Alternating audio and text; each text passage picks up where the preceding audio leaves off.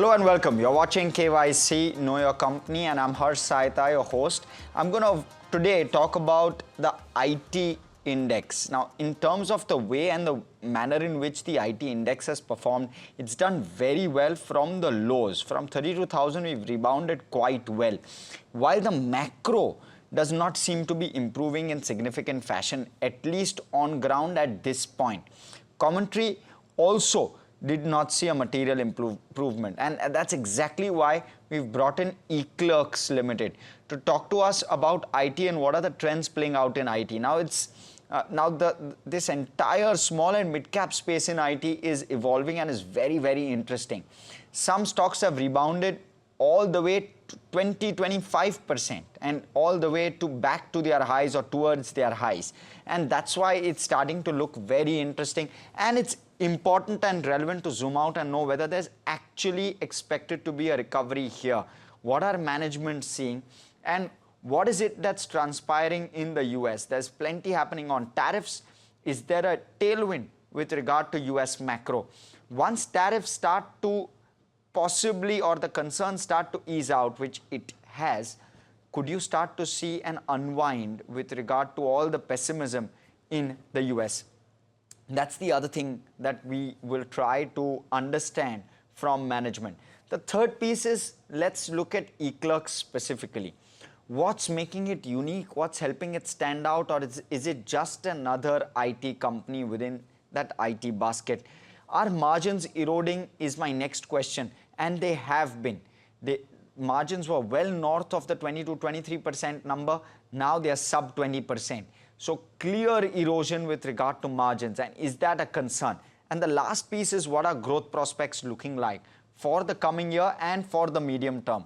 What should one pencil in terms of growth, and therefore in that context, how do valuations stack up? All of this we'll try to break up on today's KYC. Let's first start off and look at what the company does. And Eclerx is a pure play IT company incorporated in the year 2000. It got listed in 2007, or more so 2008. It provides business process management, automation and analytics services. That's broadly its service offering. It caters to what kinds of businesses? Financial services, communication, retail, media and manufacturing technology companies. So all of those is what it caters to. Last off, and more importantly, how's the breakup in terms of industry? And you're seeing the numbers, of course, Q3, Q4 and full year FY25 largely stable, and therefore let's just look at the FY25 numbers, which is the column, or rather the row right at the end. Look at that. BFSI is around 43%. Communications is around 26%, and communications includes media and basic technology as well. Then there's high tech. High tech plus manufacturing is around 16.5%. You have fashion, which is roughly 9% slightly different, but largely in that retail basket, so retail, fashion and the like. Then there's emerging businesses, which is roughly 5%. That's how it's broken up. So a very high reliance on banking, financial services, communications, media, telecom. That's broadly how it's split. So something to keep in mind. Now, in terms of currency contribution, dollar is largely the predominant contributor. Nearly 80% of its top line comes from the US. Euro is around 8%. So Europe to some bit of exposure, and then there's small exposures from the UK as well as others. That's how it's split up, and that's how you'll see even the geographic concentration. There you go, around 78% from the US, 14% from Europe, which would likely include the UK as well, and then there's 8% rest of the world. So US concentration is extremely high, and that's why we've picked this one. It's an interesting one. Now, in terms of offshore, that's days of sales outstanding. Broadly flat, nothing to be too concerned about. Let's look at offshore voluntary attrition. Now, what exactly is an onshore service and what exactly is an offshore service? I'll try and quickly split that. The onshore services is when a US company is availing services from an Indian company having a US presence. So it could be an Indian company listed in India but having a subsidiary in the US, having people in the US, the 2,000 odd people or 5,000 odd people in the US are servicing the US based company. This is offshore. So this is people sitting not in the US but in India, and that's broadly what Eclerx does. And the offshore, and you look at the numbers in front of you, 15,000 versus just about 600 which are onshore. That's largely the split. And in terms of what the attrition is like as well, that's the other concern I have. Attrition has gone up, so I want to understand from management whether that is going to be a concern. 24% attrition is what the company has clocked in FY25. We're going to speak with Srinivasan Nadhadhur, the CFO of Eclerx, but let's try and first, as we always do, understand the metrics behind Eclerx and what it has done over the last 3 to 5 years. These are the rating parameters for Eclerx, typically with all IT companies. We'll start off with the income statement, balance sheet, cash flow, and thereafter look at return ratios. You also have shareholding, street cred, street coverage, and valuation. So that's how we'll kind of break it up. And let's quickly get you our views. Let's look at the numbers to start off with. In terms of the income statement, you look at the top line growth, it's roughly around 16% on a 3-year CAGR basis. Revenue in FY22 was around 2,100 odd crore. Currently sitting at around 3,400 odd crore. In terms of the size, it's extremely small, and therefore, would you want it to grow at a faster clip? For sure. So that's where some of my pessimism comes from. The other piece is with regard to EBIT. Look at that EBIT growth, just 7.5%. So your top line is not translating to profitability. That's how your EBIT trend has been over the last 3 to 4 years. So you're not seeing a very sharp increase with regard to EBIT. And therefore, if I can take you back and look at the margins, you look at how the margins have evolved, they've been on a continuously falling trend line. 26%, 23%, 22%, and now you're at 20%. So sitting on a lower margin number. And therefore, if we look at the first graphic again, the net profit has actually gone from 418 crore to 541 crore, which is just about a 9% CAGR growth. Not significant, right? And you're looking at a company which is sub 20,000 crore in market cap.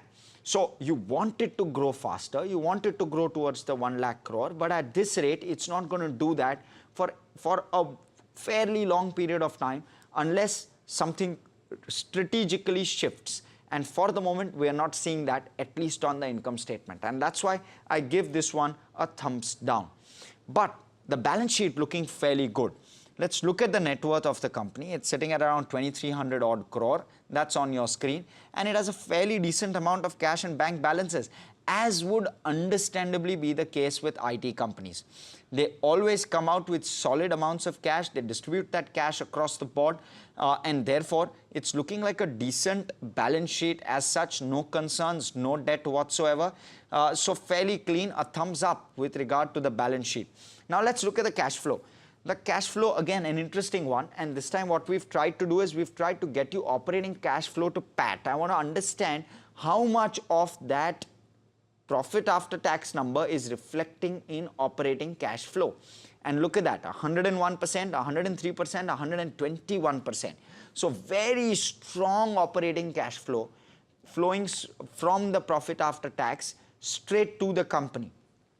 Some part of that is getting distributed, of course. They have done a buyback of nearly 400 crore in FY25 at the start of the financial year. And therefore, you will continue to see distributions come in because as is the case with most IT companies, the cash coming in is very strong, whereas the amount of capex required is not that large. And therefore, a positive even with regard to the cash flow. No concerns.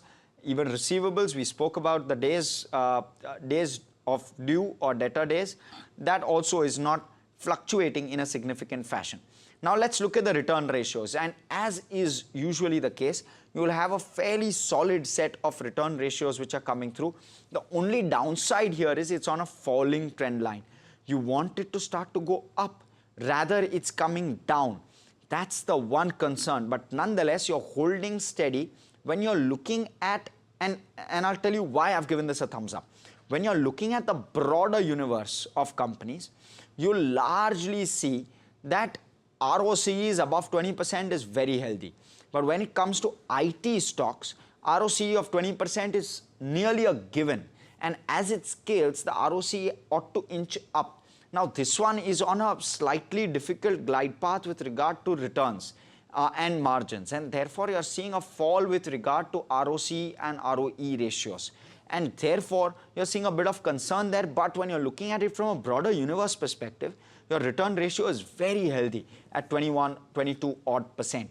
But there's again no reinvestment happening in the business, right? And second, a large part of the cash flow, therefore, is coming straight out as dividend. So those are some things that you want to keep in mind when you're looking at the return ratios. Let's look at shareholding now. The shareholding, promoter holding is around 54 odd percent. FI is around 10%, but it's fallen from the 12% number same time last year. DIs have increased their holding from 23% to 25%. But broadly, why the thumbs up is because the promoter holding is fairly strong and fairly steady at 54 odd percent. Now let's look at the street cred.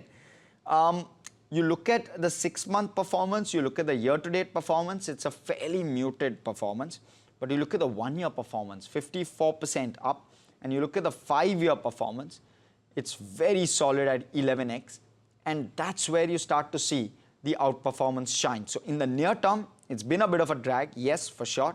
But over the longer period of time, it's done very well for itself. And therefore, we'll give this one a neutral because of the near-term headwinds it's seen.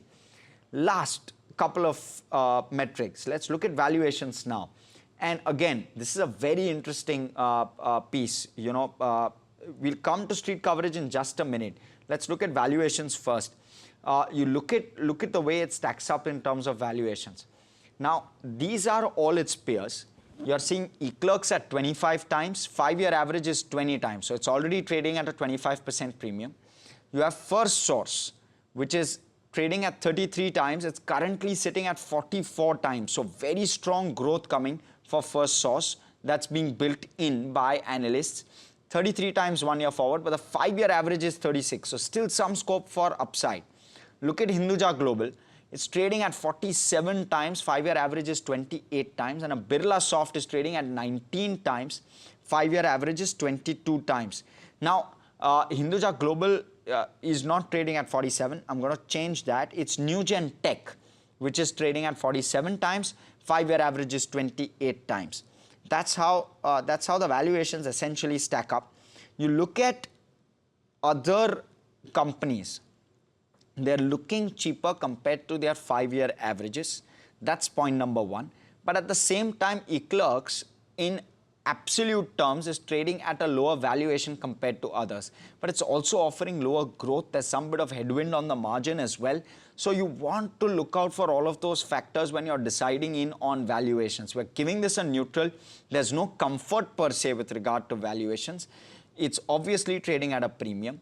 But at the same time, it's a slight discount to some of the other IT stocks. And therefore, if it significantly outperforms from a results perspective, you could well see this stock re-rate. That's something that I would want to be looking out for if I were to be looking at the valuations versus some of the others. So something for you also to look out for. Neutral with regard to valuations is what we're calling it at this point. And when you're looking at how analysts and the street is viewing this as well, there are just about 10 analysts covering the stock with just a 7% upside. 8 buy calls on this one. So largely, there's no comfort with regard to upside either. So we've given a neutral, and that is reflecting here, and hence we took street coverage post valuations. So just kind of caps all of this out.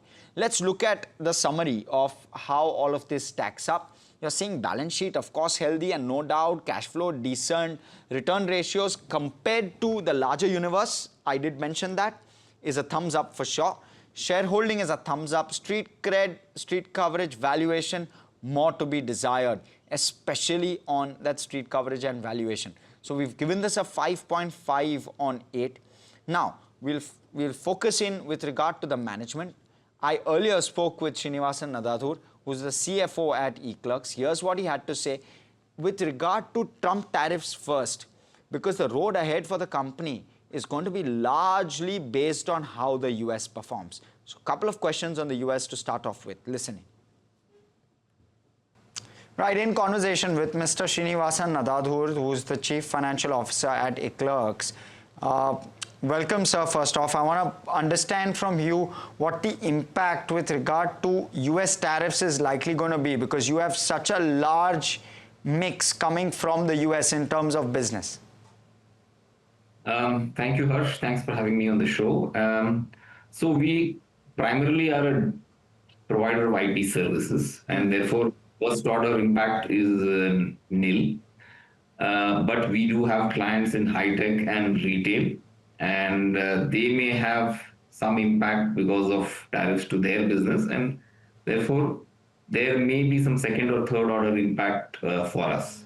What that means as of now is not very evident to us, but we do know that a lot of their management bandwidth is being consumed on how to manage the new situation that has arisen in their businesses. That's interesting, sir. And you know, if I can couple that with the way in which demand is shaping up from the US, because you're so skewed to the US, is demand in the US showing any sign of recovery whatsoever at this point, just given all the headwinds that are there and in combination that some of the businesses there are facing? Actually, our pipeline remains strong and it has improved over the last 1 year. And other than the fashion and luxury segment, which for us is a very European-focused business, we are seeing good demand in all the other parts of our business, including the US. So at least on the demand front, there appears to be not much of an impact that we can see today. Okay. And is there a conscious call to try and go and make the other geographies slightly larger? And is there a preference, or is there a preference to go more towards the US? What is the internal preference like? What's the strategy like? Our internal preference has been always to make Europe and other East Asian companies, East Asian geographies larger. Having said that, we've seen a lot of growth, and this has been the preference for maybe the last 4 or 5 years. But the growth from the US has been very strong for us. So I would say that, as you rightly pointed out, we still continue to be heavily reliant on the US. So what can you extrapolate from this? How should the next 3 years probably play out? How would you play this very difficult headwind cycle that the US is seeing in terms of numbers? It's hard to give specific numbers on what the next 3 years would look like, but we've always been focused on, firstly, we are a small company, so maybe that impact for us may not be as much as that for larger companies who are reliant on larger mega-sized deals. So our focus will continue to remain on solid delivery and execution, and to remain close to our clients and try and add value in whatever that they are trying to do through technology, through AI, and so on.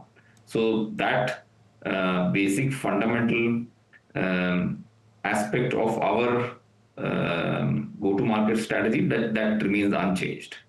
And what's the thought process behind employee costs? They've continuously climbed. When you're looking at the last 5, 6, 7-year trend, employee costs are trending higher. And that is in some fashion impacting your margins as well. At what point does that peak out, stroke bottom?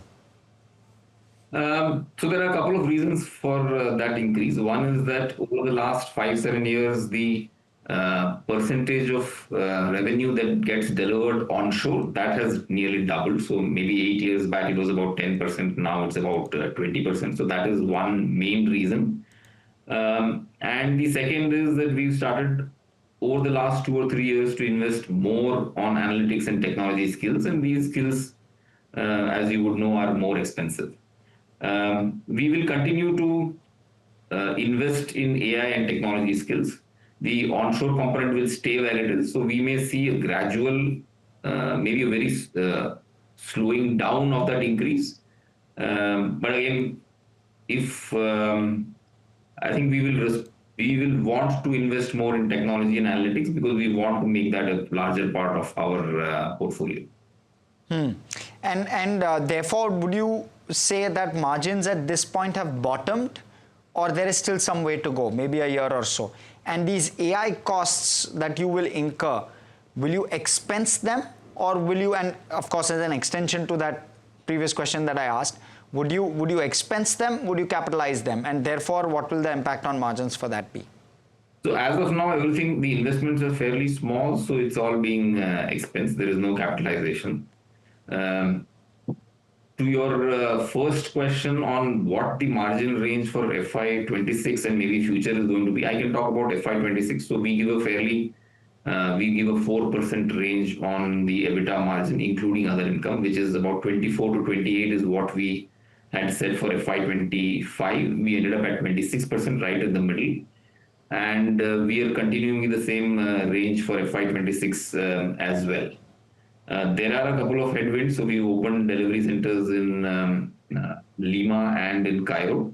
So there may be some headwinds, but as a percentage of the portfolio, it is likely to be small.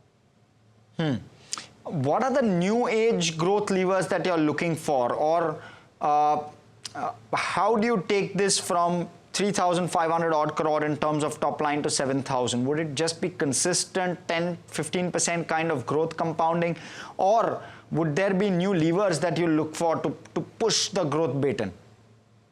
So we are looking at a couple of things. One is to strengthen sales operations and effectiveness. So there's a lot more focus on how we are selling, what we are selling, whether there are conversations that are maturing, how much time it is taking for deals to move to down the funnel. So that is one. The second is we have digital services, we have technology, and we have customer experience services. These we want to cross-sell across our entire portfolio, across our entire set of clients. And the third aspect is that we want to sell more larger deals and not just focus on smaller deals. So these are the three areas that we are working on actively. And how do you stand out to try and win those? I think it will be what has set us apart till now has been execution and delivery, and that will continue to remain our basis for selling. Is there a plan to build moats? What really helps you stand out? Is it the relationship with the client that you have? Is it the niche that you've created within the sector space? How does that work? So the moat is essentially the kind of domain that we are working in, and that tends to be high complex, high touch domain. So we have very close relationships with clients. We work in domains that are more complex, require a higher level of skill, and that's something that we will continue to strengthen even in the future. And what about segments? You work across a wide board of segments: financial services, communication, retail, fashion, media, entertainment, manufacturing, travel, leisure, technology. Where is it that currently you're best placed to capture the largest available opportunity? So in BFSI and in cable media telecom, these are two areas where we see significant pipeline growth. Those have been the growth drivers for us even in FY25. So we expect that at least in the next 2 to 3 quarters, growth will be led by these two industries. Okay, you'll continue to deliver value to shareholders through buybacks, or is there a larger plan to maybe invest to go into inorganic expansion? Is that at all on the table? It is on the table, so we continue to look for opportunities, and as and when something interesting comes along, we will use the cash for inorganic. How large would it be? In what segment, space, pocket, geography? Geography will be developed countries. In terms of size, maybe 10 to 20% of our revenue is the maximum that we will look for. And in terms of capability, it will be something that adds to what we already do. So either in the data space, analytics, or technology. What does this new setup, new delivery center in Lima and Cairo bring to the table for you? Does it bring, of course, new set of opportunities, but how large would those opportunities be? How much would it add in terms of top line maybe over the next year and maybe over the next 5? What's the thought process? So this has been driven on the back of client demand. So clients want us to deliver from multiple geographies, and that's what we've addressed through these centers. It also gives us the capability to service multilingual requirements in a more meaningful way. So something like Spanish, which we were not able to do at scale earlier, which we'll now be able to do. It's hard to, again, see where this goes in the next 5 years, but we believe we have a reasonable amount of visibility for the next year or so. We've started small, but hopefully these centers will continue to expand. Are there more centers in the pipeline? Is there more demand coming from customers? And does this cause margin headwind, at least in the near term? There'll be some amount of headwind in the near term because of these two new centers, but I think because they are small, the impact on the overall book is not likely to be much, and we believe that we can manage the drag on margin. At the moment, we have no plans for opening anything more. I think we need to get these couple of centers up and running at scale before we decide to go in for anything more. Well, out of time, frankly, on this one, we spoke about attrition as well, and he suggested that it's fairly normalized. There are no concerns whatsoever with regard to attrition. But completely out of time on this edition of KYC. Stay tuned to NDTV Profit. More action on the other side.